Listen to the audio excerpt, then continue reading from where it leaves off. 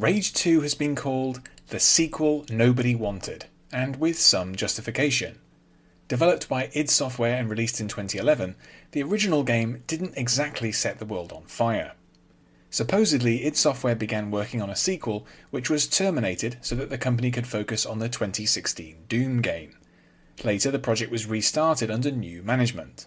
The Rage 2 that saw release in May 2019 was largely developed by the Swedish outfit Avalanche Studios, with the support and supervision of id Software. It also uses Avalanche's own proprietary Apex engine. On release, Rage 2 got the dreaded mixed reviews. It got a lot of 7 out of 10 scores, which in the demented world of video game scoring is generally taken to mean this game sucks. It's quite possible that critics were increasingly tired of open world games at the time and saw little need for a Rage sequel. The game's structure may also have facilitated rushed playthroughs by critics, which may have kept them from seeing the game at its best. 3 years on though, I've played Rage 2 for the first time and have been very pleasantly surprised. In fact, there's a plausible case to be made that this broadly unwanted and unloved sequel is one of the more worthy shooters of recent years. It may have hilariously convoluted upgrade menus and a thin story, but its core features are very entertaining indeed, and it really gets a lot right. This then is my case in support of Rage 2 in 6 easy steps.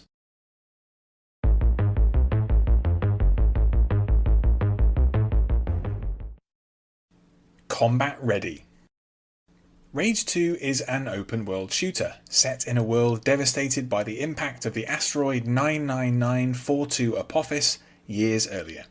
Players take on the role of Walker, last of the Rangers, a group of feared post-apocalyptic lawmen. When the game opens, the cyborg armies of the Authority, thought defeated in the original game, return to menace the wasteland. Walker sets out to find a way to combat the Authority, as well as 3 other enemy factions, the Bandit Goon Squad, a horde of mutants, and the enigmatic Immortal Shrouders. As with the first game, the story of Rage 2 is pretty thin and uninvolving. Any shooter lives or dies by its combat though, and here Avalanche were firing on all cylinders. Invading bandit camps or mutie dens is consistently gripping because of how visceral and freeform the battles are.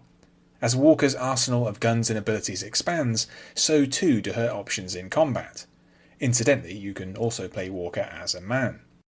Crucially, Avalanche and id Software strongly emphasise aggressiveness. Most weapons in Rage 2 are fairly short-ranged, enemies drop resources that vanish after a few seconds, and building up combos fuels Overdrive, a special mode which allows Walker to recover health and dish out death even faster. Like the glory kills of the recent Doom games, these ideas combine to create combat where the player is always encouraged to push in, close the distance, and exploit their flashy prowess in style. Despite whatever flaws the game may have, this combat loop is a continual draw which should not be overlooked.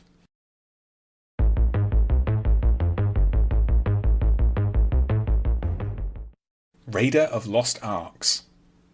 Before Apophis struck the Earth and destroyed society, the Eden Project, no, not that one, created a series of arcs around the world.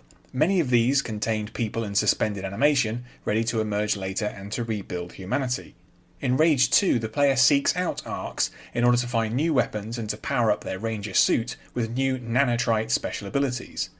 They're a clever and engaging feature of the game, partly because they can mostly be found and exploited in any order. In a conventional FPS, the sequence in which a player acquires weapons, and often abilities, is strictly controlled by the designers. In Rage 2, the arc system allows players to expand their arsenal in a flexible and often surprising way. Finding a new arc is always a thrill. They're usually found in interesting, handcrafted locations, and opening one often means winning a tough battle with one or more enemy factions.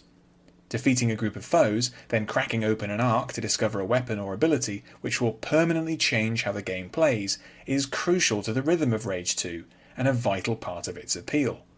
This flexible route to building up the player's tools is something other open world shooters could definitely learn from.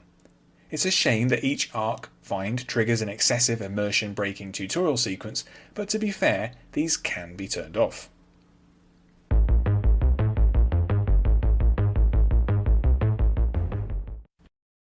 Tools of the trade.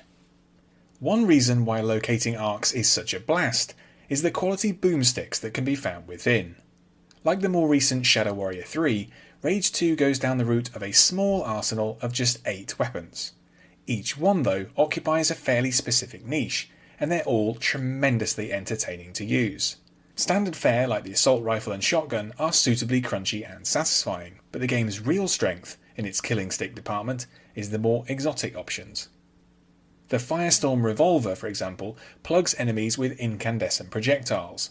Initially these do nothing, but the alternate fire has the player click their fingers and cause all fired projectiles to explode, igniting foes on fire. It's nearly as glorious as the flare gun from Blood. The Grav Dart launcher is even more amusing. It also tags enemies with glowing projectiles. This time, the secondary fire selects a point to which the victims are then violently yanked.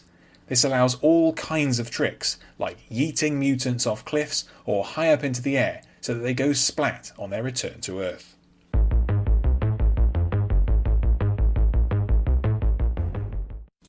Road Warrior. Avalanche have a lot of experience with driving in open world games. After all, they've developed all 4 entries in the Just Cause series as well as Mad Max. Somehow though, they've never quite managed to nail their driving controls. Something has always felt just a bit off about the way vehicles handle in Avalanche's games, and that extends to Rage 2. That said, the driving aspect of the game is still quite compelling. There are a lot of vehicles to recover or unlock, including an Arctec motorcycle and a low-altitude flying machine, but by far the most useful is the Phoenix. Given to players at the start of the game, this wheeled war machine is possibly the closest thing to the Landmaster from Damnation Alley that you can drive in a game. By acquiring auto parts, players can upgrade this monster in several ways. It can be fitted with armour-piercing cannons, cruise missiles, and twin mortars. It even has an AI which talks to you from time to time. It's a great means to get from A to B, but the most exciting use for it is definitely hunting down enemy convoys. These roam the wasteland and consist of a resource-laden big rig escorted by heavily armed buggies and bikes. In a sort of reverse Mad Max Fury Road, players can mount a high-speed assault on these convoys in order to crack them open and steal the goodies inside. Then there is the King Squasher, a powered-up convoy truck which serves as a recurring, optional, mobile boss fight.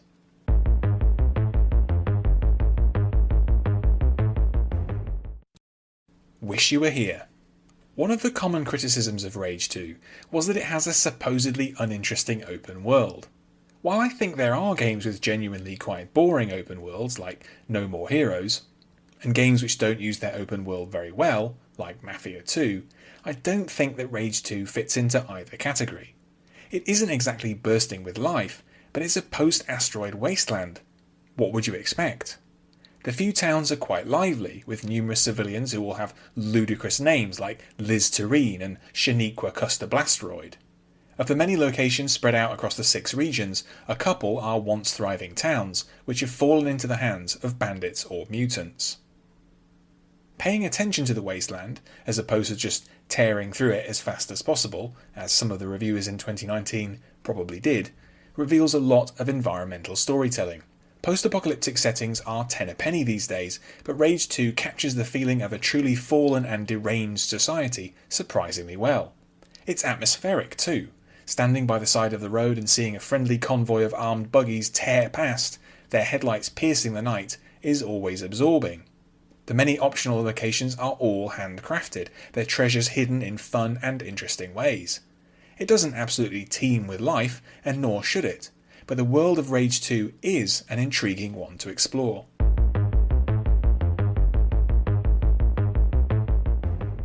All you can eat.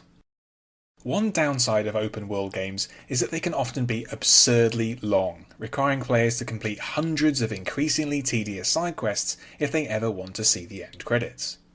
The numerous games published by Ubisoft suffer strongly from this, as does Avalanche's own Mad Max. Seemingly as a direct response to this criticism of their earlier game, Rage 2 is structured very differently. The main story is broken up into 3 threads pursued in parallel. Each thread is overseen by a particular character, and each is associated with a few types of activities. For example, Lusum Hagar, who was a minor character in the original Rage, oversees one of these 3 threads. Destroying roadblocks is one activity which helps her out. Pursuing all 3 threads to completion makes the final mission available, the chance to defeat mechanized masterminds the Authority, permanently do away with villain General Cross, and save the Wasteland. As reviewers pointed out in 2019, this can all be done inside something like 12 hours. Far from being a weakness of Rage 2, it's a strength. The game's ending isn't hidden behind tens of hours of tiresome side activities. This means that players can play as much or as little of the game as they want, and get the full story and the chance to see its ending. It's an unusual and very welcome piece of design. Once the story is over, there's the chance to go back to the Wasteland and pursue whatever side missions or activities were missed. But crucially, Rage 2 respects the player's time.